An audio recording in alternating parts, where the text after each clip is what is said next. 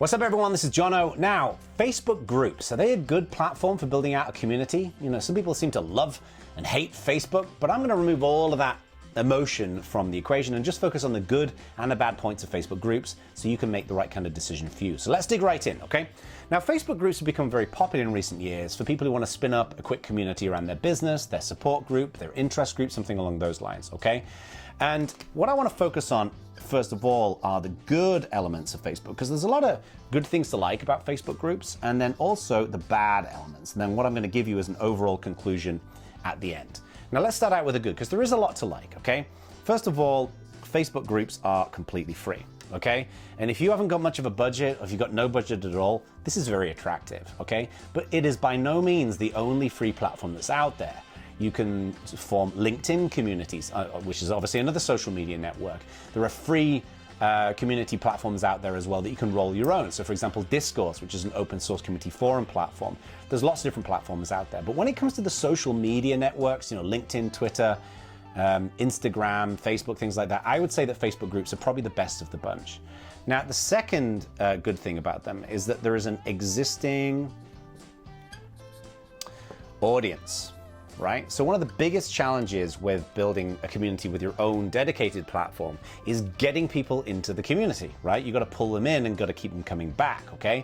Now, one of the great benefits of Facebook groups is that Facebook is an existing user base of 1 billion different people, right? So for example, if I go over to my community here, this is a community around my band, Baron Carter. It's like a nice little community, 1,600 members. One of the major benefits of Facebook groups is this little thing up here, which is your notifications tray, right? So here I can see notifications from my personal Facebook page, from other groups that I'm a member of. And whenever a post that's relevant to a user appears inside of the community, then it will appear in their notifications tray. So they might be showing up to Facebook to just go and look at their own personal page and looking at baby pictures and cat pictures and their Aunt Jane complaining about some politician, and then they get yanked back into the community. This is arguably one of the most major benefits of Facebook groups, and something that's very, very compelling if your audience are the kind of people who use Facebook, right? So for example, if you've got a business that's designed for consumers, then Facebook groups can be a good choice. But if you have a business that's focused on, you know, infrastructure software, right, then not as many people probably use Facebook, so therefore it's probably not going to be the right kind of choice for you, all right? So this very, very compelling element to use when it comes to considering Facebook groups. The third good element, third benefit of Facebook groups is that it's got pretty much a decent set of features, okay? Now, is it the most compelling platform in the world community platform in the world when it comes to features? Not really. There are other platforms that do way, way more, but I think it hits all the greatest hits, right? You know, all the major things that you typically need inside of a community platform are there, okay? So let me give you a bit of an overview about what you can expect in your free Facebook group, okay? Now, first of all, it kind of looks and operates very much like Facebook, so if you know how Facebook works and you're familiar with Facebook, then you probably will pretty much know how most of this is going to operate. You know, here we've got general discussions. You can obviously you can post things. It supports photos and videos and polls and things like that. Your community members can post as well. So this post, for example, was not from a member of my team. You know, this guy, Alex, is a moderator. He works for me. So you can see, you know, all of this kind of rich people can like, this rich discussion, people can like it and heart and all that kind of stuff. Just core kind of discussion elements. People can also post in, you know, you can define topics with hashtags in here, which people can easily find. You've got media, you can post videos and images and things like that.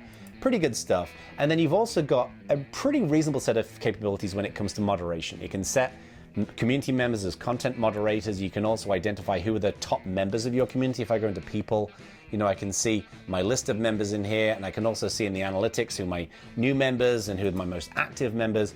So kind of the core stuff in there. You can also assign badges. You can create a set of badges that can be assigned to your members as they come in. So pretty decent stuff. It's not going to rock your world, but for what most people need in the community, it's going to give you the core elements, okay?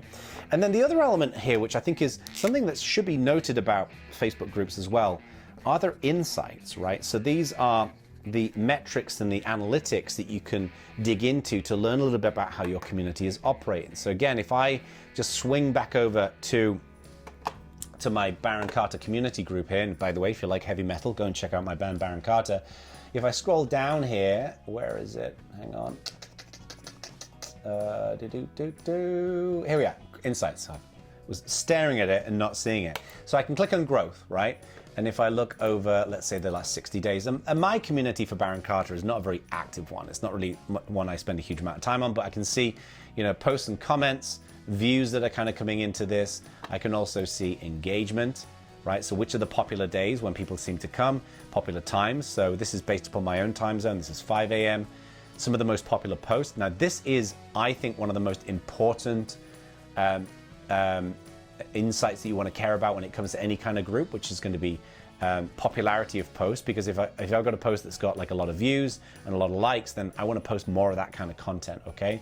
I can also see admins and moderators, group experts, participants, you know, so these are my top contributors. These are the folks who are most active in my group, you know, in this time period, okay? So pretty decent kind of stuff. So those are the positives. Overall, you know, I'd give Facebook groups kind of a B plus when it comes to the overall set of features, and the price is awesome, all right?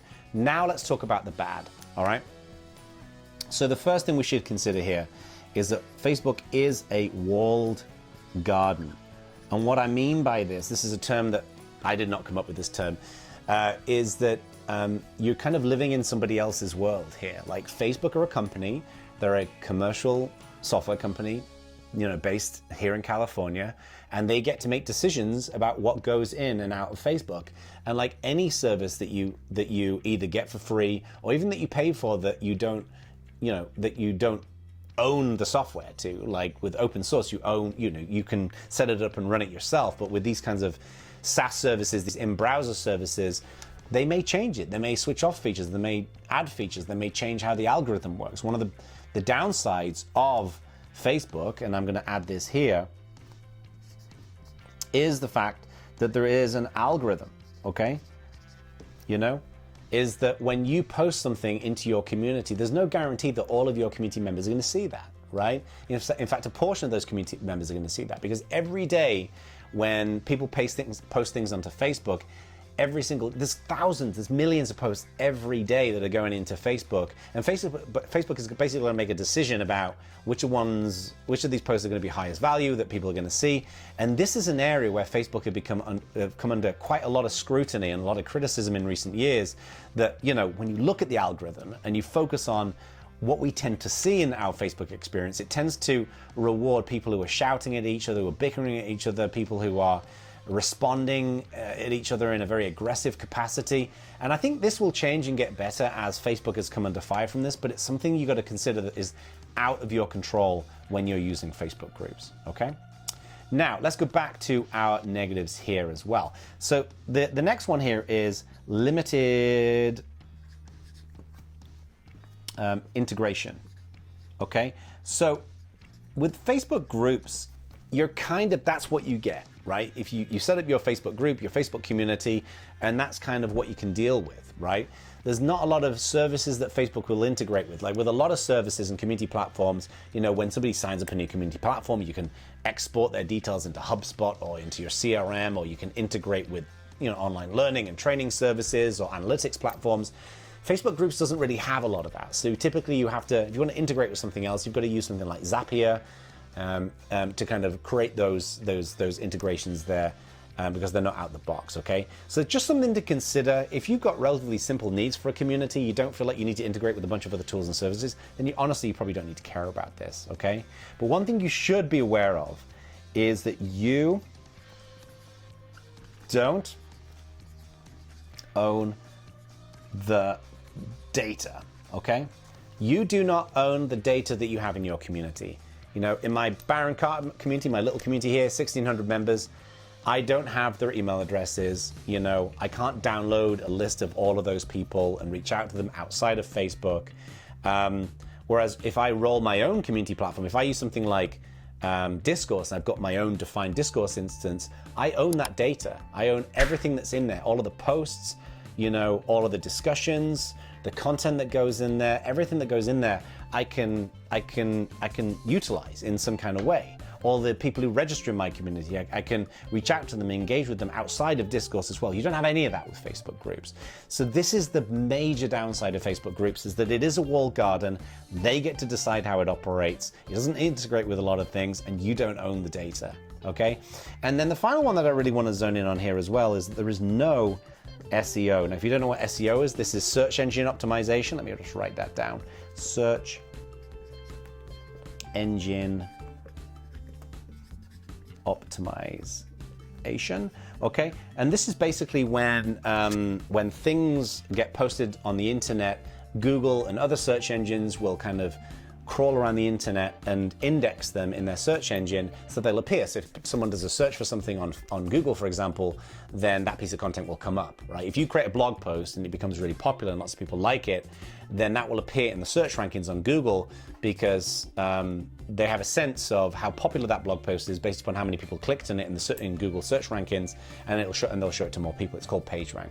Now, the thing with Facebook groups is none of those posts get indexed on Google. Okay, so if you use another platform, again, if I talk about Discourse or you talk about Vanilla, or you talk about Tribe or many of these other community platforms, if you've got a public community that anybody can join and somebody posts a question, somebody gets posts an answer to that question, it gets indexed on Google and then people can find it through Google. You don't have any of that with Facebook groups. And this is a pretty major downside that you should consider in evaluating Facebook groups. Now, so this puts you in kind of like this really difficult position. Okay, well, Jono, it's free.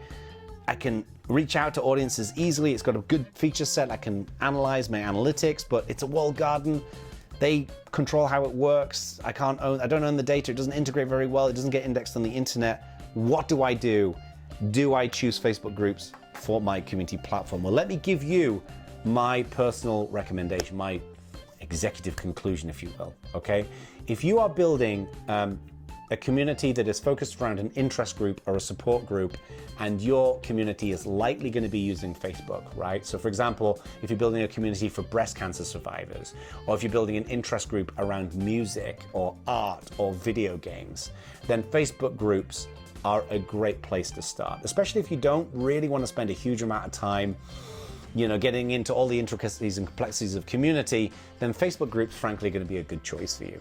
If you are building a business that's focused on consumers, right, then I think Facebook groups is a good thing to consider, but bear in mind this side of the board, right? And when I'm running my business, I want to make sure there's a general rule that I own everything, I can export everything, I can be in control of my own destiny, and this is not good when you're running a business. If you're building a business and you want to build a community around it, then I'd consider Facebook groups, but be aware of these limitations. So maybe make a point of trying to use it for a limited set of community focal points. Maybe it's just like a little bit of support. Maybe you post news and updates and things like that.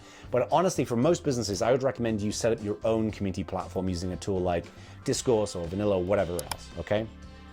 If you are building a business that's focused on like engineering or software or anything like that, I'd stay well clear of Facebook groups, because most engineers, developers, technical people have a love-hate relationship with Facebook. A lot of them refuse to use Facebook, and therefore they're probably not going to be on the platform. All right, so there we go. I hope that was useful. I hope that was a good kind of overview of Facebook groups and whether they're something you consider or something you shouldn't consider. If you've got any questions about this, be sure to get it down in the comments. I absolutely love to engage with people who watch my videos, and I want to be as helpful as I can.